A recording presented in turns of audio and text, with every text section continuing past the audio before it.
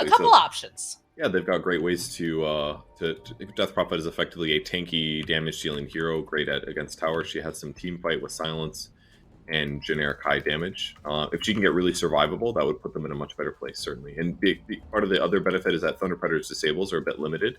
It's basically Ravage and Monkey King stun until they get a Basher or Abyssal or whatever else, or a Hex. So as long as she gets like maybe Yules and a little bit of coverage from her team, she should be in a pretty safe space. But the biggest downside though is she's facing a lot of different damage types. There's magic, there's physical. Most of it seems physical based, but there's pure damage from laser. I think I'm also concerned. How do you get onto this? How do you get on top of the Tinker? The battle begins. You catch him with a stun accidentally, and then he just magically dies. That's how that works. Thanks, Bird. This is why we pay him the big bucks. Yeah. I mean, it's not easy. It's more like you play around your opponents, and then if you get enough kills, maybe you can catch him before he blinks out when his mana's low. There's options like that. But yeah, you're right. Tinker players do play like cowards. You're absolutely right about that. I got that. I understood that's what you were saying. I didn't say that. No, I didn't say that. That's definitely what you said. They play like cowards. They sit in the back all the time. They like wait to throw. They cast missiles and occasionally jump into laser. Blink away at the moment they get spotted. Cowards. Well, we do get some nice dewarding going on right off the bat. They take off the eye spot, and they're going to go and block the camp as well over on the side of King of Kings. So it's not going to be so easy for Oscar here to be able to go and just get some stacks if Matthew decides to try to do some stacking for the Tide Hunter.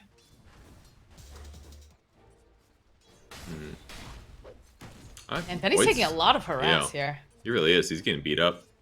That's a time walk away, but luckily Jingu Mastery runs out at least.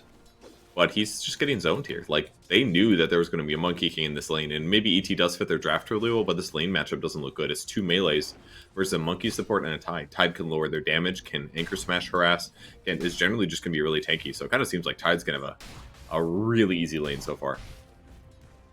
So what is the solution to this? Obviously, Benny just has to play very carefully, make sure that he doesn't die. You can see Saram's trying to, pull the creeps when he can. He's not likely to die. It's more like he's just going to get less last hits because Tide's always going to be in the lane and Void is not going to be necessarily. But certainly like pulling or pulling creep waves is a good way to deal with this slightly.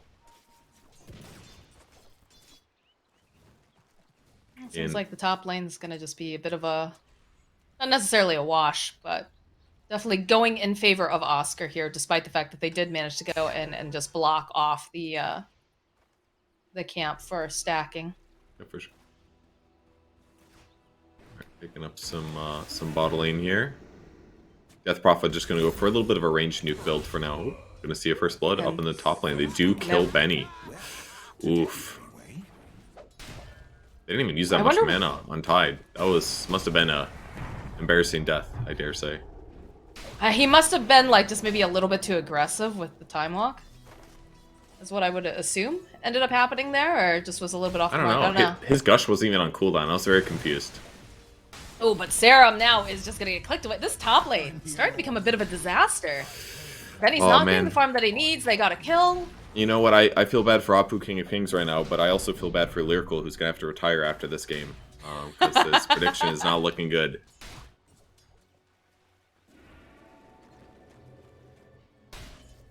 Looks like they're going to try to rotate another support up here because Benny's just very upset with the fact that he is not being allowed to go and click anything, not being able to get that CS. And it's actually, they traded. They're going to send the Elder Titan down to the bottom lane and have Hainsey here on the top lane. They just recognize the ET can't work against the Monkey when he goes Orb of Venom and he gets Jingu level 1. The trade possibility is just not good enough. Because even if Serum runs away after he gets the 4 Jingu stacks, then he gets to wield the Jengu against Benny instead. Like, Benny has to stay in the creep wave, so even if, like, ET avoids it, it's either ET has to take the damage, or he has to like, fight Monkey while Benny gets hit by it. It's a lot more convoluted of a solution, and one that has led to Benny dying already. And now, you've got a little bit of a level advantage here in the top lane. Oscar's feeling pretty confident, so he could be just left alone here, as Matthew went back to the base area. I think he was looking to try to get some sort of a stack or whatnot, but we'll be the bottle service, though, in the mid lane here for Dark Maga. Yeah, probably just helping out Dark Maga. as a result. It seems like Mini's been able to grab more of their runes so far. That helps him keep a mana advantage. And while Dark Mago can harass Mini a lot, he's a little bit behind in levels, about half a level right now, due to the 9 denies that Mini's working with. So it's having a good game so far. It just helps to have a nuke that you can use reliably. Benny and pressure top again. Benny in the top lane again. Oh, he's gonna go plant himself a tree branch. Already gone and used the time. I have to be really careful because look at the way that they're just collapsing upon. They've got their eyes on Hainsey instead, though, so they'll go throw out another spike. And they're just gonna slowly chase after this little lion. Oscar, throwing his body around a little bit. Hop down. Follow up with the Boundless. Needs maybe 1 or 2 more clicks here, though, and it looks like they're not gonna be able to do it. So Hainsey will survive. And there was some movement here in this mid lane while all that was going on, too. So it feels like everybody's getting a little frisky right now. I love how Matthew jumped to the trees when escaping. It will force his line to just sit by the tier 2 tower a little bit longer before he feels comfortable walking back. In the meantime, gets lots done while Lion is still kind of left in the dark at half HP, unsure what to do. But they'll start a pull. Void's last hits are still pretty decent at 24 compared to the 25 of Tide, so Benny is recovering, but game's definitely still a bit spooky for him. On the other side of the map, Timber saw up to 27 and 3 versus PA's 31 last hits, so approximately even. I don't think anyone's going to be too upset about this one. In fact, PA just has no idea of getting a kill in mind. There's no point trying. It's a Timber. Good luck. Well, that's kind of a nice little snipe here. They get the courier, so Valky's not going to have brown boots. It's going to be very reliant on being able to Timber chain away for mobility. He'll be fine, though, most likely. But yeah, that was a great snipe. I mean, he went there to pull a creep wave, not to steal a courier. But hey, why not 2 things at once? That's efficiency. We love to see it in Dota 2. There, I'm getting into position, though. They want Dark Mago over here. They'll go use the Exorcism. And they've rotated a couple over here because they realize we've got to make some more room here. We've got to make... Oh, Matthew, though, finding himself Serum. Take a bunch of that damage from the Tinker. Continue to just keep on healing up. Panda, though, is caught over here on the side, so it looks like they'll be able to get themselves a kill and a tower over on the side of ApuKings. This is exactly what they want to do. I mean, they had a level advantage against Tinker. Now he hits 7 here with this tower dying at such an early time. And now this is going to completely restrict the farm of Tinker. And this is conventionally how you beat this hero. You do not let them sit around and hit creeps. In fact, they're already going to steal 1 stacked large camp, which is not going to be a huge amount of gold, but they are rotating over to try to slow this one down. You have to be careful. Matthew, of course, in that position at the right place, right time. He's going to try to slow down Mini, try to get as much damage off as possible. Tries to sidestep that stomp, but not going to be able to quite manage it as Mini will walk into Panda. And will end up falling here. They still have some vision over onto Serum. He's sitting so very low, but again, the tree dance forward from Matthew. Now, he's already behind the tier 2. He'll back off on the side of Thunder Predator. Yeah, hard to pursue in time. Nice pressure, though. Getting that kill is going to help things out a lot. So even though they do have the tier 1 tower dead, their cores don't keep going up the net worth. That's going to hurt him a bit. But, yeah. Found himself a Benny here. Does have to be careful.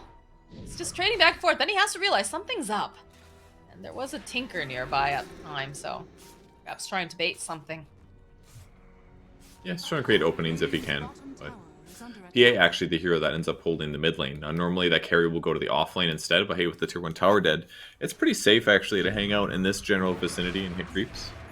But it's also just really easy for Apu King of Kings to cross the map right now and to look for plays and to make stuff happen. Due to the fact that that tier 1 tower is already dead, Timbersaw's in the meantime by himself dealing with his own tier 1 tower, tanking creep waves, slapping buildings as much as he can. And when both of these towers are dead, this is where things get a bit spooky for Thunder Predator. They did lying and dive top. Yeah, they're going in and just walking right over. They have plenty of vision thanks to Matthew, so dead Hainsey, but some pressure being placed on the bottom tower. This is going on.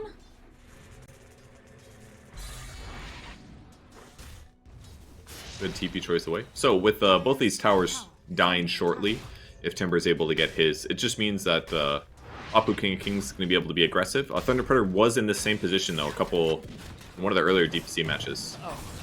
So even though they're getting pressured a little bit, I know Dark Mago is used to this position, and he should be able to recover with good team play.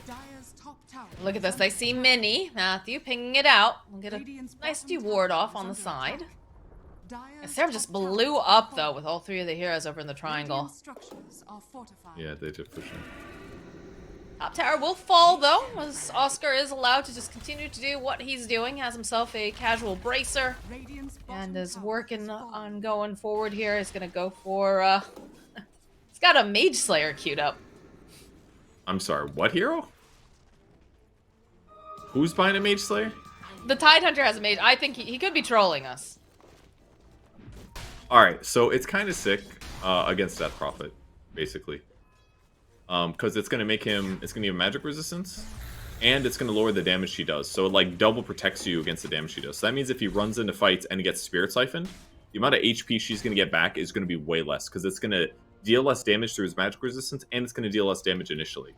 It's probably going to reduce the damage by a huge amount, like, I don't know, 40, 50%, somewhere in there, if you do the math. So it could be a solution there. Literally nobody ever buys that item on any hero in Dota. So it would be a surprise, but it might work out, because he's going to be able to apply it in AoE with Anchor Smash, whether it's on Timbersaw or Death Prophet. It'll lower the spell damage that they both do. And I'm excited, but there's a Me jump too. over onto Hainsey, so Pakas will get a nice pick off. Minnie, though, following Matthew, has the exorcism going. He was using it to farm originally, and now Pakas needs a little bit of help. He's going to be able to go blink over to the side too. Oscar, nice silence, though, coming out from Minnie. They need to follow up Benny with the Chronosphere over onto 3. The ghosts are just dancing around. They'll get the kill over on the stack back on the ball. Put the Ravage, though, over onto 4. Look at the damage, though, coming out, plus the flag coming out from the tower. Oh my goodness, Valky now forced to run away. Void could have lived there. What He a did. turnaround. But that was an incredible chrono. Oh my god. I all of a sudden I realized, like, Dark Mago's in the front. This does not look good. And then the chrono came and it's like, oh my god, it's even worse than that.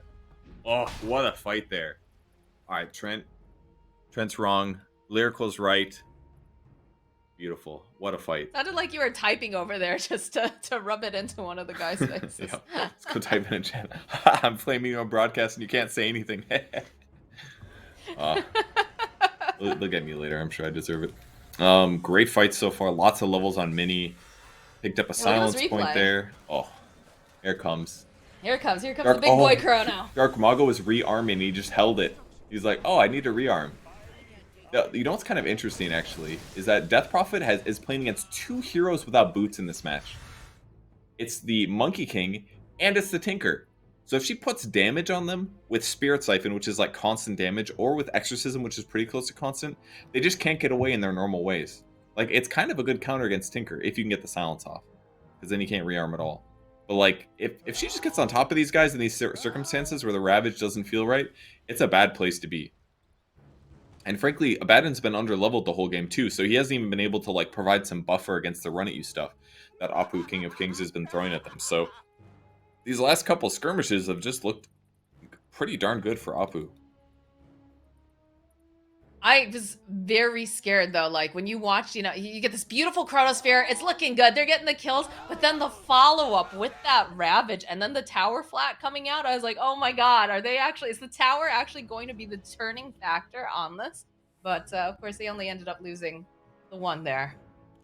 Oh man. Minnie's saying that the Void is crashing whenever he goes on neutral items. That actually happened to me yesterday when I was playing. I opened the neutral items and I was watching a stream and instantly the game exploded. Oh no. So hopefully that doesn't become a reoccurring issue. He'll have to be like, guys, what neutral items are there? They're gonna have to be like room handle, Tumbler's toy, So what do? Do you just have to have one of your teammates like deliver it to you? Yeah, or drop it in the fountain so you could pick it up maybe? And it won't actually, so it won't get fixed if you restart Dota. I don't know. I didn't happen the second time I found a match, so I didn't like double check and you know, if there's a bug, I don't give a shit. Why help the world by problem solving it, you know? But You're yeah, a terrible person. If he could get an Ocean Heart or a Possessed Mask on his hero, he would appreciate both of those items right now, I gotta say. He's got to hope that you know, he's been good to his teammates and they'll be willing to tell him exactly what the items are. Hey, any carry's gonna be happy with those 2 stats are the way to go if you're having a good time. But game's pretty close right now. Dizzy buy. Oh, did the Tide commit? Oh, baby, we're seeing it. He committed. It's happening. He's got an Oblivion Staff and a Cloak. So he's got a mana regen item that gives him magic resistance. and it will debuff his opponents. I mean, the base stats. You know, Mage Slayer is actually incredible though. Really, like they basically like they made the item like cheaper by like half, and people still don't buy the damn thing. Obviously, it doesn't have like the same stats as it did before, but like they didn't change the debuff effect of it, and the magic resistance it has is also the same. So like just stats alone, nobody touches this shit. But today it's happening. Tyrant is going to touch everybody with his AoE Mage Slayer. He just needs to get in the in melee range against like Death Prophet or Timbersaw, and he's going to reduce Please, their God, damage. Purge, phrasing. What did I say? I'm not gonna repeat Okay. it. You know what you've done. I don't. Top I lane, don't remember. though. Ainsley is getting creeped upon here by Pukaz and Matt. The Boundless connects to jump forward here from Pukaz. It's a good little bit. Oh, look at the immediate TPs though coming out. They want to punish Ainsley. He's the master of just not ending up actually dying half the time. The Vault Door Splitter over onto Pukaz. They just blow up this Phantom Assassin, and now Matthew is forced to go tree jumping away. Dude, that was. Hoping that his courier doesn't find. Oh, it's cool how fast they TP'd, I gotta say. I mean, it was a cool stun, right? Throws the stun. This is the second time he's dealt with this, where it's basically like, during this game at least, where he knows Monkey King's jumping on him. He has to play off the audio cue, and he ends up using the impale perfectly this time. He missed one earlier, probably went to save him, but this time they get a great kill. That's PA diving under the tower, dying right before Battle Fury. I do this all the time. It feels bad, and I lose those games. So hopefully their Thunder Predators doesn't hurt him too much. But it sucks to lose your carry right before they get Battle Fury. Oh, for sure. Valky taking a bit of punishment here. He's been Oscar slayed. got the Mage Slayer. He has been indeed slayed. I don't think he knows what's happening right now. I don't know. Valky, though, is not looking too healthy. All right, he's going to be able to crawl away, so the rest of the team is teleporting on in. Dude, he bled in the river so much that it's entirely red. Holy shit, the Mage Slayer. Horrific looking. Not a fan of the blood or potion or whatever this is. I think it's supposed to be potion, right? I think it's a 255,0,0 is what we're looking at right now. Ah, thank you. I'm glad that I have you Very here to fucking decode red. that for me. It's really red. There's nothing but red in that river right now. It's hurting my eyes, in fact. My ISP's charging me extra for how red this is. Top lane, they're going to try to make the play on Hainsey. This time, they'll be successful. Especially because this time, there's not a tower for everybody to teleport to. This is legit a cool counter to Timbersaw, because Timber does actually kind of beat Tide in these mid-game situations. Because Timber does a shitload of damage, and it's pure, so you can't really build against it other than getting HP. But Mage Slayer actually gives him a solution. He just hits him with it, and for 6 seconds, Timber just does 35 less damage. Like, we're talking about Spell Amp sometimes. We're like, oh man, somebody got 6 more Spell Amp. This is the opposite. It's negative 35 Spell Amp, basically, is what he's dealing with by getting hit by it. What a great way to protect yourself against Tide in these, or Timber in these moments. I feel like we're going to have to call up Jenkins later and be like, dude, you got to watch this replay and make a video out of it. Just because they bought an item Of a that's hit, though? been in the game for like 14 months and nobody buys. You know how Jenkins gets excited about this stuff, dude? That's true, that's true.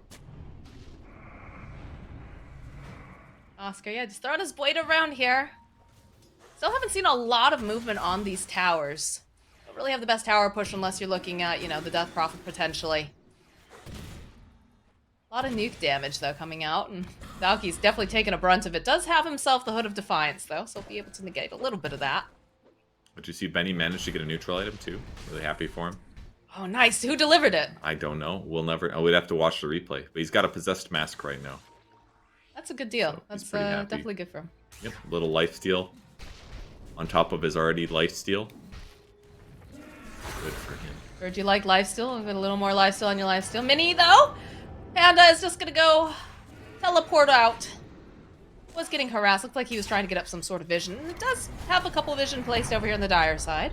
Bottom lane could stomp over into Dark Mago. The follow up the Earth Splitter. Benny with the Chronosphere. And that's how you handle a tanker.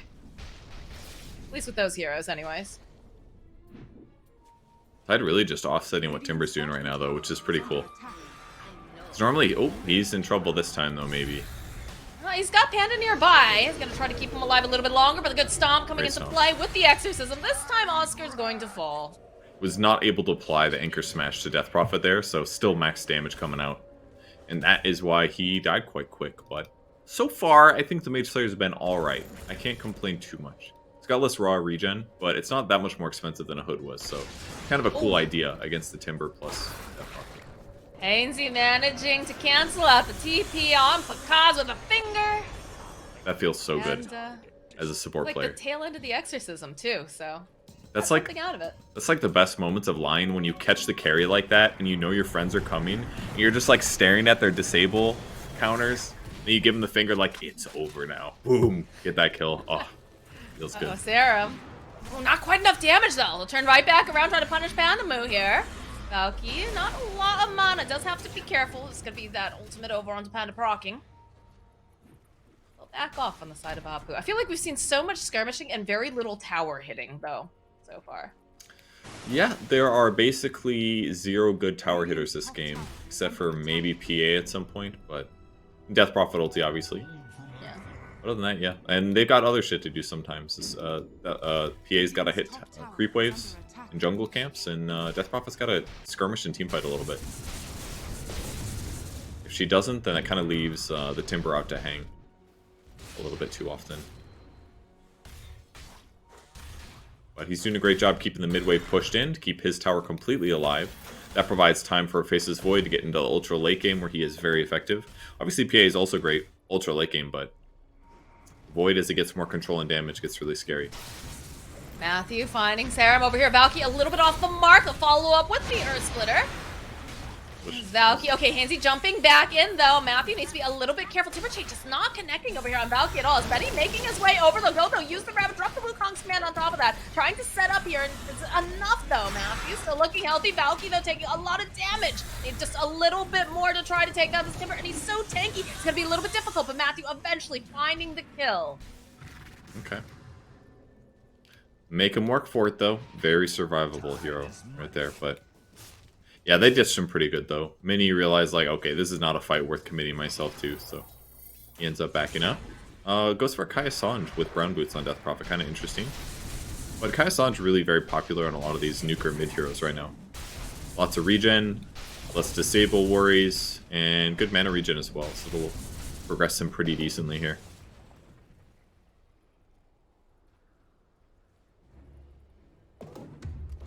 Definitely feels like a slightly slower paced game this time around. Coming out for both of these teams. Of course, you do have these heroes that do need to, you know, farm up, and Pakaz has taken a little bit more of a, I don't want to say disciplined sort of role. Like, he's definitely farming a lot more than I recall him doing in the past, but it's always paying off, it feels. Yeah, so far, his net worth is pretty good despite some of his deaths. Working out. The claps are coming out here, Sarah. So we'll see Pandamu. I do like the way that Pandamu has been moving around with Pakaz for the most part now. He's just being able to, you know, provide a way to remove any sort of disable, throw out any sort of heals, but they'll go and use the exorcism over in the pit here on the side of ApuKings. They want an early Aegis here. Remember, took a lot of damage from this one, but he should be okay, it looks like. Mini being Mini. I think that's the only time I've heard Tsunami's voice line here. Once in a while you hear. I see him in some games. It's not as rare as I mean, it's a pretty good one. Some pros do use it. But yeah, you're right. It's a little rare. Or Tsunami. Never got to play in the snow. I know. Oh, I saw you guys got snow too. I'm super We jealous. just Have got you guys snow. taken this? No. Okay, make sure you take the sled out and go and push Jenkins down a hill or something. I'll try to find out where the sled is. Excellent. Thank you. Man, Minnie just keeps chasing after Pandamu here every single time. But just harassing. Got the Crypt Swarm cooldown talent. That's a fun one. You just cast Crypt Swarm all the time. Every 3 seconds. That's kind of what it sounds like. It's a little demonstration. Every 3 seconds. Oh my god, that was great. Can you imagine that happening every 3 seconds for the rest of your game? Well, it's about to happen. It's out. Exactly. Oh, I do like it when you make your own sound effects. That's very fun. Almost BKB for Faces Void here. He's got to fly that one out. Death Prophet's close to her timing as well. Needs about 1,000 gold, so that's probably when we'll see Apu commit to maybe a bigger engagement.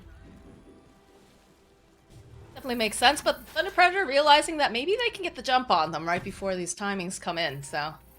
See, they're smoked up, creeping through the jungle, looking over possibly towards this, this triangle area as Matthew, again, just the perfect hero be able to provide any sort of vision. Just tree dancing around. Get some vision over by this tier 1. It looks like no one is too close at this time, so they're going to just push out this bottom lane.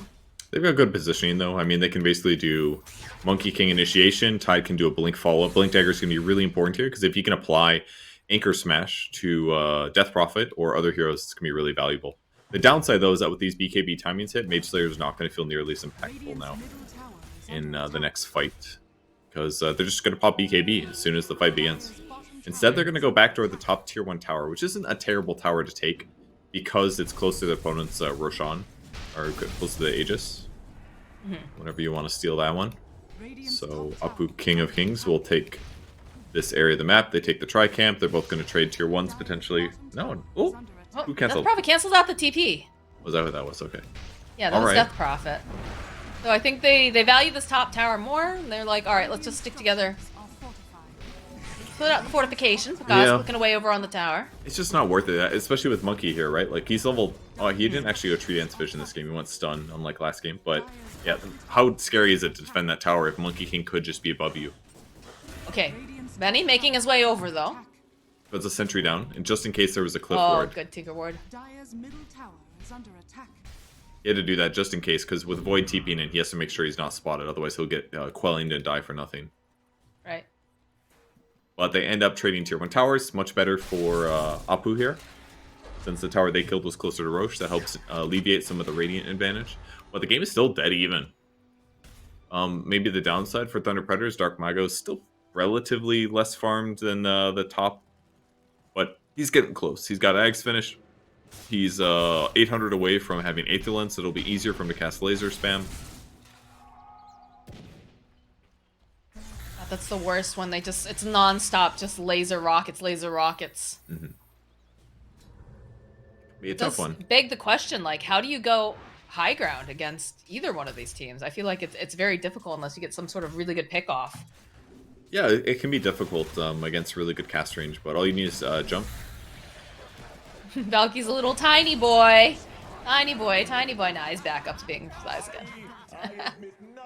Matthew gets a great pick off. The Orchid, once again, just helps him win these support versus support matchups, so even if Lion's trying to get something done on one side of the map, and Lion is very farmed, he's got Force and Blink Dagger, it gives him these solo kill potentials, because he's not likely to use his ulti anyway, so it really doesn't cost him very much to go for these kills. But on the other side, Apu King of Kings looking for a fight. They're trying to decide who their target is. There's, of course, a Tinker up there. Oh, but there's a Ravage going on over on the side. Didn't do anything. They're trying to do enough damage over to Valky, and it just doesn't do it. But there we go. There's a nice Chronosphere. Do you manage to get the BKB off, though? But the follow-up with that natural going right through again as the chase is on the take down Sarah. They've got their eyes on Oscar. Can they get the kill fast enough? Yes, they can. As the rest of Thunder Predator starts to back away. They use the Exorcism for that. They still have the Aegis online. They were a little unsure about popping Exorcism there, because the BKB on the PA came out just in time, but with Bakaz running away, does he get spotted? He does, I think. He does get spotted. They want him. Let's go and activate the blur. Find themselves someone else over here on the side. It's Matthew. He's stuck over on this cliff. They've got the silence. They've got the clicks. And that'll be a dead Matthew, but it does allow for Bakaz to get out. Yeah, he was likely fine, but either way. They do get some stuff on the map. Still only a 1k advantage, and that's kind of what it feels like for Apu King of Kings so far against Thunder Predator. It's like even when they do win these little engagements, they're not getting massively ahead of their opponents. They're just getting like 1 or 2k gold advantage, which kind of just shows that Thunder Predator knows what to do even in these moments where they are disadvantaged in some fights. They're still farming really efficiently and maximizing their potential in this game.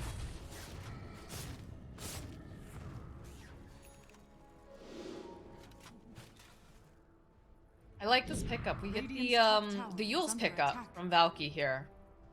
To try to just give him a little bit more time, try to have some sort of interruption. Ooh, as we lose Sarah, my goodness.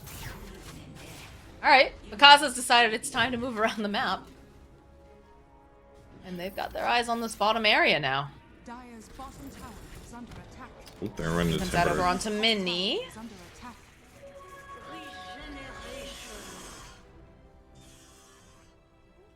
Has to go right back, though, over to this bottom tower. Do have the Death Prophet teleporting in. Doesn't have that exorcism up, though, for a little bit longer, about 30 seconds. So it does have to be careful. They decide to jump on her. Yeah, look at this. Pakaz starting to go back in. Mago going to jump forward, give the vision, couple of hits off, and that's a big old crit. Yep, that's what we were waiting for to happen after the draft screen. It was this moment where PA jumps in off of a little disable, and you see somebody die. It's the Basher, basically. That's what did it, disable-wise. Gets hit with Laser, that lowers his max HP. Then he gets hit with Gush, which lowers the armor on top of the Blightstone and the Basher, and yeah, it's just too much. And this is one of the downsides to the build that Death Prophet is going for in this case. The Kai Assange and the Black King Bar don't really protect him against PA.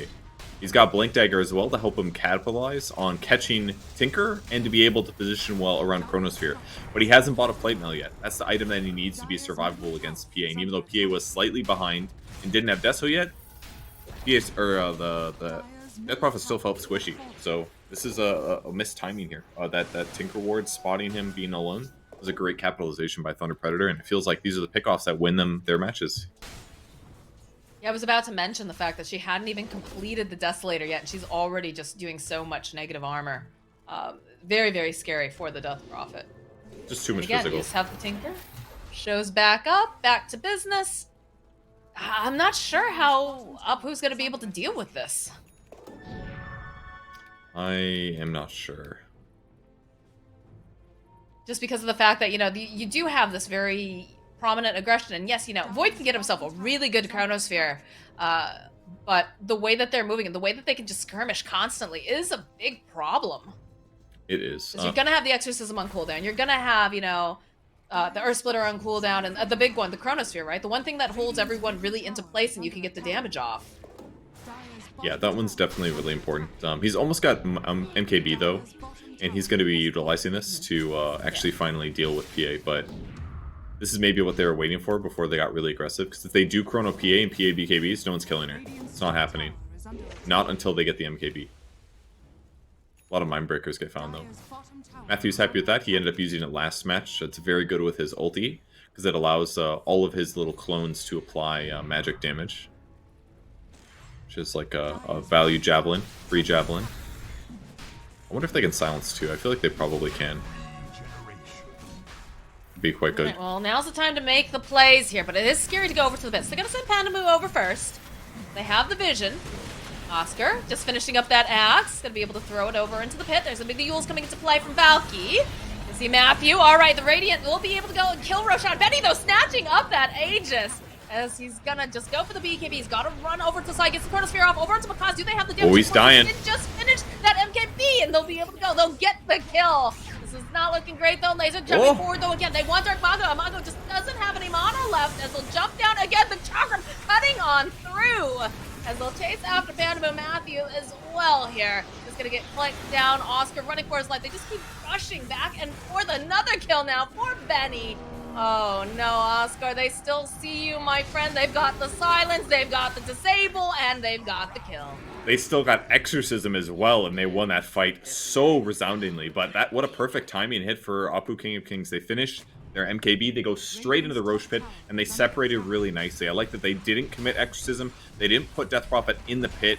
That's because with Gush and with Monkey Stun, that's the guy that's vulnerable. Mini was the easiest to kill, most likely in that engagement. So he plays on the outside, he gets to follow up, and most importantly is they identify where the PA is and they Chronosphere him. Because with that kill, the fight is over, and that's the power of Face's Void as a carry. God, what a fight. So good, especially we talked about that timing. He did just complete the MKB, and we were a little bit concerned about the fact that they are not just coming out from the side of ApuKings. That's all it takes is getting just, the right timing with the Chronosphere, with the MKB, grabbing up Pakaz right in the nick of time. You have to be a little bit careful. This is going to be the BKB coming out from Benny's. He's just going to walk off the side, but they have Dark Mago over here on the side. This is so bad. They'll be able to take him down for 70 seconds. Valky just running around over here on the base. Does have to be careful. Is silence, but Benny focusing down over here. Okay, Pakaz, he jumps forward. Manages to get the kill over onto Faceless Void. Drop down the Wukong's command. Benny, though, again, just gonna be able to time off forward. Oscar jumping forward, though, with that mage slide. Get a couple of these nice hits off. The buyback now coming out from Tinker. Looks like ApuKings, they're happy with this. They still have the vision, though. It's going to be a lot of damage over onto Valky. He'll be able to Timber Chain away, looking for whatever else they can grab. Hazy's sitting very, very low, but they'll be able to burst him down. As now Benny and Minnie on the run. It looks like Benny's going to survive here. Minnie is not looking quite as lucky. Doesn't have a 4-step. Is just going to get wailed upon as everyone in the pit, and the burst damage comes out. It's enough to take down the Death Prophet. Yeah, they definitely overstayed a bit there. The Exorcism was great to help them kill the Rax, but it took a little long there. Guy's got Chronosphere ready. He'll see if he finds a good one. Oh, he's going back in. He manages to go and No grab BKB. Purge again. Follow it up, though, with the silence, though. They're just going to try to wail away. Can they get the kill over onto this PA? There's too much damage over onto Benny. Benny, he will fall. As this, again, Valky's just going to Timber Chain on through. Chrono was so good, but unfortunately no BKB means he ends up getting Oscar? disabled. Ravage gets used. Can they turn this back around? Dark Mago's in place. They get the kill on Minnie. They get the kill on Matthew as well. And Valky will fall to triple kill now for Pakaz. Oh my word. That's 6k gold there. Swings things around, and they're dead for a while. Dire's middle tower has Oh, all they needed to do, look at, he caught the PA in the Chronosphere, but he wasn't able to kill him in time to disable. I think it was maybe a Boundless Strike. If he had BKB available, PA probably dies there. Changes everything, right? But he ends up dying. Then his teammates go in again, and now they just lost a Rax. It didn't have to be this much. Collapse over onto 3. The jump forward, though, coming out from Hainsey. He's going to just try to slow them down. Another buyback coming out from the Timber Saw. Kaz jumping over the back line, just blows up Lion. Sarah needs to be careful, too. These laser bounces are just so unfortunate. It hit him so much. Because, though, jumping a bit deep here. They don't really have the heroes, though, to be able to try to punish this, though, at this time. You don't have the Lion up. He just died. You've lost Minnie. Betty's going to be up in about 13 seconds. Does not have that Chronosphere, though. He's already used it. It's going to be up in about 15. He's got to put out a lot of damage, and he's got to make sure that he doesn't get disabled. It's going to be really easy with all the status resistance he has. From the shield, from the Titan Sliver, he's got Ags as well to dispel and go invis if he gets a kill. Look at this. Look at the side. The way that he's getting into position, jumps forward with the Chronosphere over onto 3, and he uses the BKB this time. This time he should be able to finish off the cause, turn back around, my absolutely God. blow up Panda, and they're coming back in furiously as they see Oscar. The chase is on. You have to be careful. The Tinker is throwing out quite a few spells. Goes getting these from Sarah. Monkey. Looking to see what they can find. Oh, they get the setup over onto Matthew. They'll cut down the monkey. My God. Okay. These fights are just going 0 to 100. These throws, I mean, it's going back and forth very rapidly there. I didn't even know that Chronosphere was back off cooldown. I really thought that they were just kind of in a grave at this point, making too many mistakes, but same thing goes for Thunder Predator. It felt like so one-sided that he ends up respawning. I should even check for refresher. I was like, wow, that's so fast. And the actual refresher is out now. Every 140 seconds, we got a Chrono coming. But his damage is going to be insane at this point. He gets that 120 attack speed during Chronosphere. This allows him to buy this like 5th or 6th item refresher that a lot of Voids buy. And he's going to keep killing this PA. This is a dangerous place to be. So a replay of that fight earlier. Dark Mago ended up blinking. Tinker. Either blinking into Lion or Lion punished him when he moved over to the side there. Maybe he forced him to the low ground or something too. I don't know. But that punish was really huge.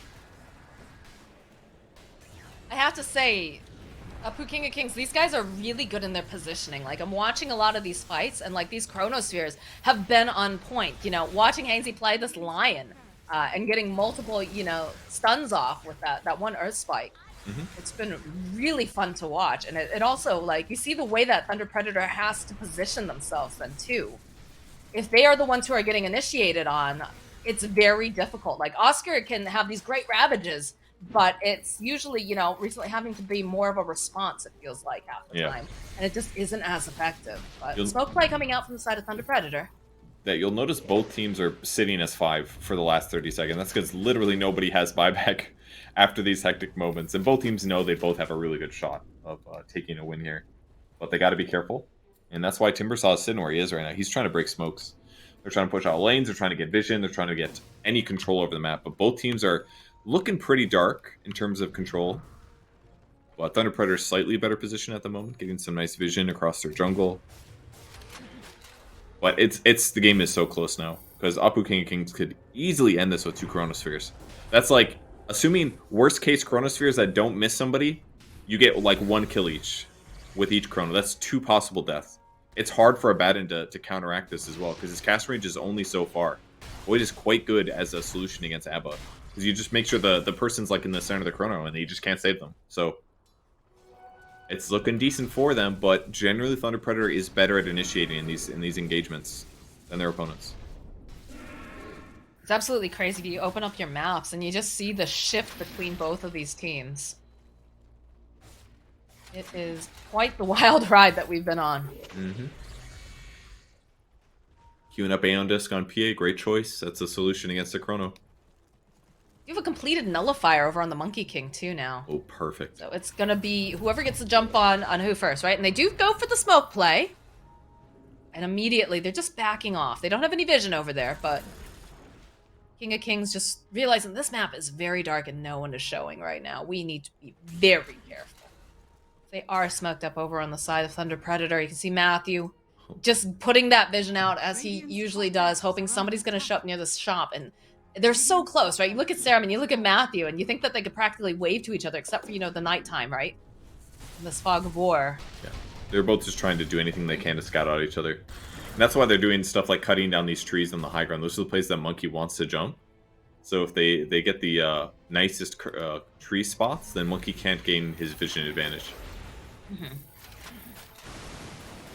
Or at least then he's more limited in where he can be, and there's a better chance you actually spot him when he's jumping around. Well, it's been long enough now that creeps do push into the Radiant base. Now that they have some vision onto the heroes on the side of the Radiant Dire, moving their way through this bottom part of the jungle, and like you said, they're just cutting down every tree that they can if possible. They don't want to allow Matthew to get this jump. He's doing week 4 of his Aghanims challenge right now to cut down trees. Excellent. That's all that's happening. On Roche is just instantly dead. Free Ags. Oh, they're gonna give it to Abba. Okay, now there's a solution. Abba turns on his ulti and he walks in a Chronosphere. And he's like, okay, good luck killing my ally. I'm gonna heal you for Mist Coils. This is the Slack strat, by the way. The Holy Locket plus Mist Coil. You just turn it on when your allies are dying and you save their lives. Because you spam Mist Coils on them. So this is looking great. Yep. Almost an Abyssal Blade as well in PA. With Aegis now, he's going to feel comfortable buying out.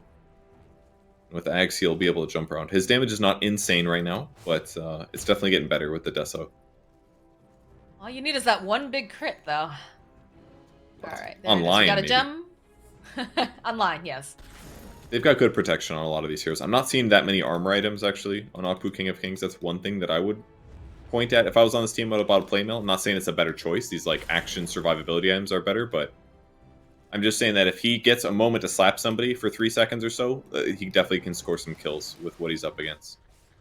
Smoke play over on the side of Apu King of Kings. They saw someone over into that mid lane. They're gonna send Valky forward. Pakaz linking out. Valky just backing away.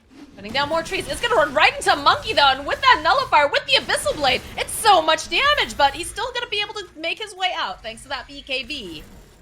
But of course, that is not how you want to be using that at this time. You want to be using it as a way to be very offensive and getting the damage out. Now, they're gonna have to back off on the side of King of Kings. There's a smoke play immediately coming out now from Thunder Predator, realizing that, hey, their BKBs are down. Mini has to be so careful. Oh, immediately jumps away though.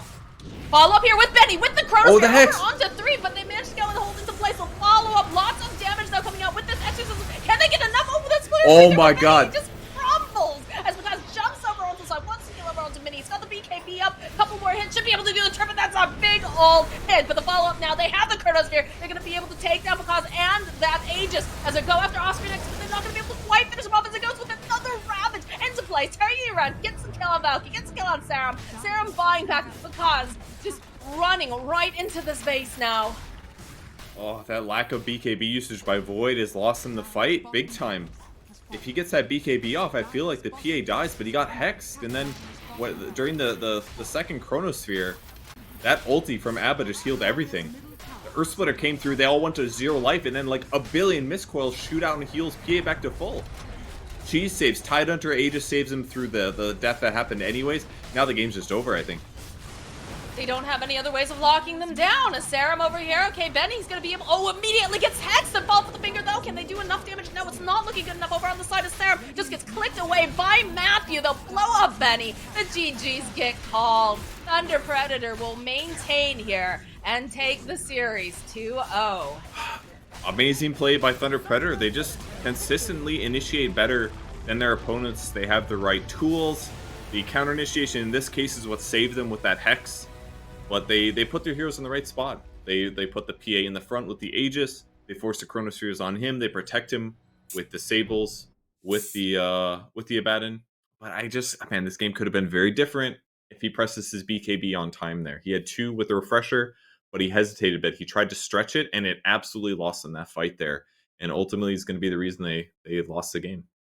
Tough one. I mean, this is good play.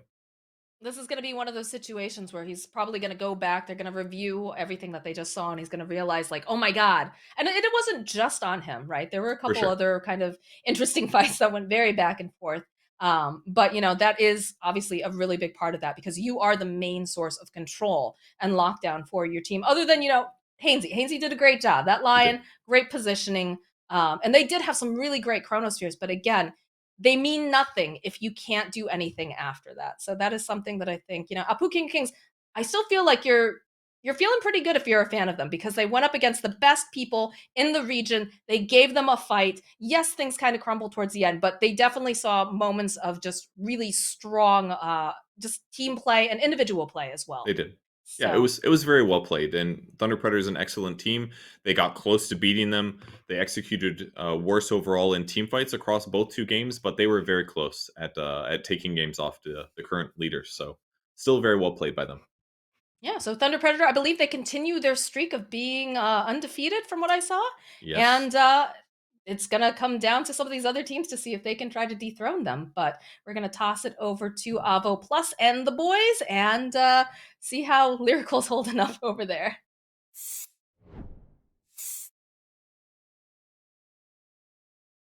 Are you broken yet, Lyrical? Does it hit you? No. It was painful. Oh, God. Why weren't they at Roche? Why didn't they defend the Roche? Do you see it now? Why do you didn't they feel do it? these things?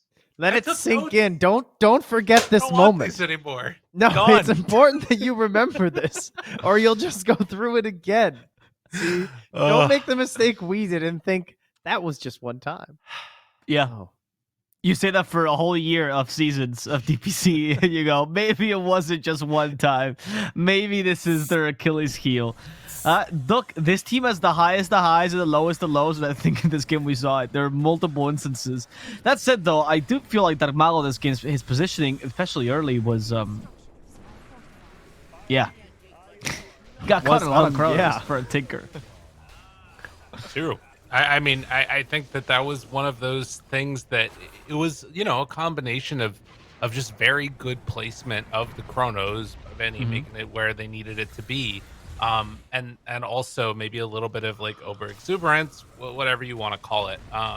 But it was, again, one of those situations where the team fights, they executed very well. The thing that's so interesting to me about what you're saying right there with this team is like, I feel like there's one particular thing that they do poorly.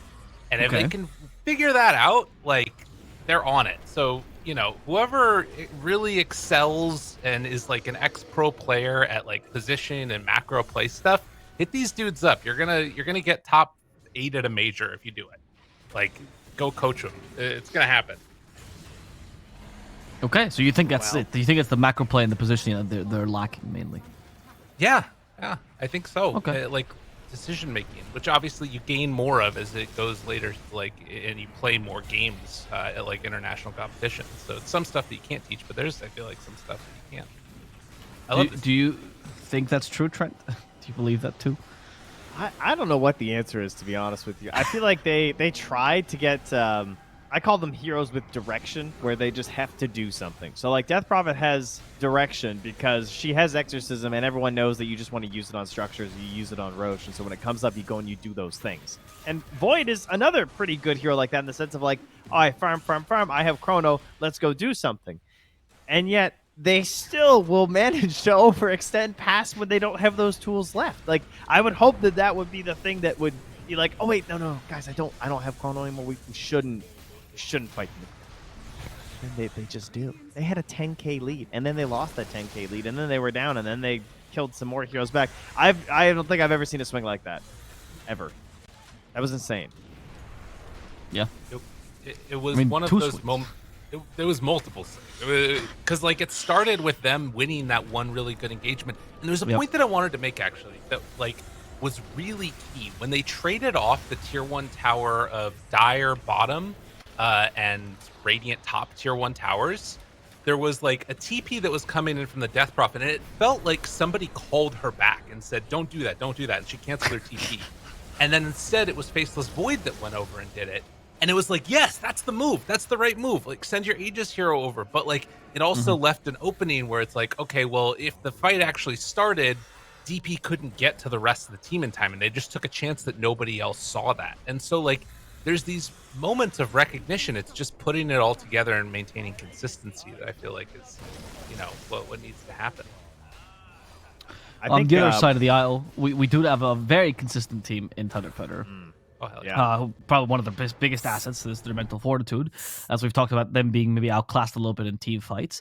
And that's why we get to talk to one of their players, because they won. And we there's not TI, we don't get to do losers interviews here. So it's going to be here with Panda that we're going to talk to, see if he can talk to us a little bit about the mental fortitude aspect of that game. So, Panda. ¿Qué tal, Hola. Panda? ¿Cómo estás? ¿Se me escucha? Sí. ¿Sí? Sí, Escucha, ya, estamos sí. aquí entonces. Te puedo preguntar en inglés y tú me contestas en castellano, ¿no? ¿Te traduzco? Como tú quieras. Te hablo en quechua si quieres, portugués. ¿Sí? ¿Quechua? Si te pido Claro, que hagas claro. quechua, ¿me lo haces? Normal. Puedo buscar traductor ahorita. So Panda, he understands English perfectly. He speaks it as well, but for comfort, we're going to allow him to speak in Spanish, and then I'll translate for him. But I can ask the questions in English easily. So first, I'm going to ask him, Panda, how do you feel? How did that game feel to you? How do you feel about that game? Algo estresante, porque Apu está jugando muy bien desde antes.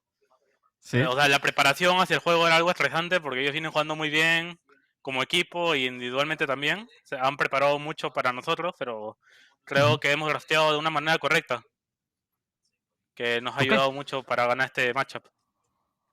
So he says the game was very stressful. He thinks ApuKings has been becoming really good. They've been showing really good prowess. And they've been playing really good Dota recently, so it was pretty stressful to play against them. That said, he thinks that the draft was a big factor and that they drafted really well to be able to deal with them. Sorry, te voy a preguntar en castellano. What key element in the draft did you identify that you're particularly proud of? What thing that you thought was a relatively big turning point in the draft? No quiero decirlo porque si no todos los equipos ahí se copian. Okay, all right, great. No se la quiero regalar a los demás. He is not going to reveal strats. We need to get at least one of those answers per league, right? So he's not going to reveal strats for that, but I had to ask anyway. Panda, I want to ask now about your team in general. What was your objective for this DPC? Obviously, going to the major, everyone has that, right? But like as an objective for the team, was there anything you were really concentrating and improving on as a team this DPC? Creo que solamente nos importaba llegar a la Major, demostrar que podemos quedar un buen puesto en la Major y llegar a todas hasta llegar al TI. O sea, simplemente ser el mejor de Sudamérica. Right. He says his only objective is to go to the major, show that they can do it in the major, and then win everything until they get to TI, be the best team in SA. Easy. Do you feel like you are at that level yet? Do you feel like your next performance in the major, if you had to go, would be already the performance you think you can give? En un día bueno sí, en un día malo no. Tenemos que aprender a ser consistentes en eso. Pero si es que hacemos lo mejor posible, podemos llegar hasta un buen puesto. No iré a ganar, pero vamos a ir a dar lo mejor. He says in a good day, yes, and a bad day, no. But he says that if they give their best, they probably can get a really good position in the major. Not necessarily win. He's not that confident. Maybe win, but definitely a good placement. Is there anything that you're working on to improve that consistency? Anything you've done since the last major to accomplish that? Tenemos un psicólogo ahora que a mí me está ayudando bastante. Okay. They have a psychologist now that is helping him. A sports psychologist, I take it. Sí. Okay. They have a sports psychologist that's helping him. Specifically him helped him a lot. When did that happen? When did you get the sports psychologist? Cuando llegamos a Thunder nos pusieron un psicólogo que nos ayuda en grupal e individualmente. So once they joined the Thunder org, because obviously they were with Noping before, they gave him a psychologist that helps him both in group sessions and individual sessions. How do you feel? How does it feel to play with a psychologist finally? Do you feel more like a pro now that you have all these facilities helping you out? Sí, se siente bastante el apoyo porque me ayuda dentro de un torneo, fuera de un torneo. O sea, se siente muy bien. Lo único pesado es que quisiera arrancar a veces a cierta hora, pero no, me toca sesión con él. Y ya bueno, me toca acoplarme. So he says he feels now much more support. He feels like both inside and outside the game, like it's nice to feel the support so you can concentrate on what you want to do. He says the only thing that's a bit of annoying is sometimes he wants to rank and instead he has a session with a psychologist, so he can't just go and mindlessly rank. Has the team atmosphere changed since you've changed from Noping to Thunder Predator? Like, is it more serious, for example? Do you rank less? Does Magos still play 12 games a day? Creo que seguimos siendo lo mismos. O sea, Okay. seguimos tomando el juego en serio. Cada uno tiene su personalidad, nos llevamos muy bien. Creo que seguimos igual. He says they're still the same. They still play as serious as before. Like each one has their personality. They still get along great. And on that question, how is Pakaz fit into the team? I know in the beginning you guys were speaking really highly of him, but for the new viewers who might have not seen you in the close qualifiers, what do you guys think of Pakaz and inclusion? Que es muy bueno, muy talentoso, se esfuerza mucho. Me gusta que puedo conversar con él de cualquier cosa. O sea, yo estoy, digamos, viendo un replay de un equipo de segunda división y le digo, oye, mira, han hecho esto. Y aprendemos de eso. Y vemos si es que lo intentamos aplicar o algo así. O él me dice, oye, Panda, mira, han hecho tal cosa. O prueba tal héroe. Quisiera que lo juegues. Podemos cambiar muchas ideas. Right, as lane partner, I bet that's an important thing as well, right? So he says he speaks really highly of Pakaz. He says that Pakaz is very talented. He puts a lot of effort in, and he particularly values that Pakaz is the kind of player that you can speak to about anything with. And so, for example, sometimes Panda will be watching like a Div 2 game, right? And he go, "Oh, look, they did this," and Pakaz will come in and join and watch a Div 2 game with him and see how they can implement that into the strategy. Or maybe Pakaz will come in with a new idea and be like, "Panda, I want you to play this because I saw this in X game," and that gives him a lot of confidence as a teammate. So, Panda, thank you so much for the interview. Is there any words you would like to give to your English fans? Que muchas gracias por el apoyo. Esta vez íbamos a demostrarlo en el extranjero. Esperemos que no se cancele. Y también saludos para los casters que estaban acá. Que creo que estaban Moxxi y Purge. Sí. Estaban hace rato. Ya quería decirle también saludos a ellos. Pero ya no están. Tú les mandas por mí. Sí. Yo les mando, no te preocupes, yo les digo. So he says, thank you to the English audience. He's really looking to prove himself internationally this time. They're going to do it this time. And he also would like to give a shout out to the casters, particularly Moxxi and Purge. So I'm going to relay this to them in the chat. It says hi to Moxxi and Purge. Thank you for casting their game. Panda always the nice guy, big fan of all the casters. Wonderful, big bubbly personality, and it shows yet again. Thank you so much for your time, Panda. It's always a pleasure to converse with you, and good luck in your next match. Gracias. Chao.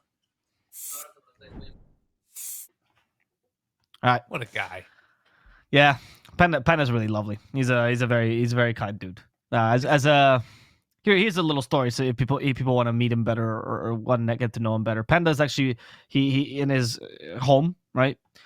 He has been living together with, I forget what player it was. I forgot his name now, but with another Dota player that is in Div 2, from Peru, who unfortunately got kicked out of his home and has no place to go, and he doesn't have a computer, so he's just been housing him for over a year and a half now, and he just kind of helps around in the home with chores and stuff, and he just does it out of the kindness of his heart. The guy is genuinely like really positive, dude. That's great. I love that. He Yeah. giggles more than I do. That's amazing. I would love to hear him cast with you. I genuinely think that would be Trent, so look fun. out.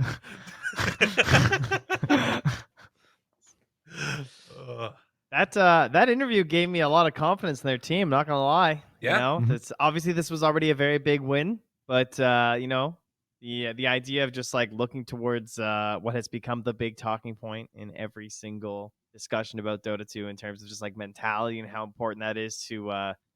Everyone knows the worst Dota is played at TI, but your goal is just don't let your Dota get like too bad. You know what I mean? You gotta try and stay as close to your level of good Dota as possible and that's what that sort of preparation can do for you. So that sounds pretty good to me. I'm hyped up on more Thunder Predator.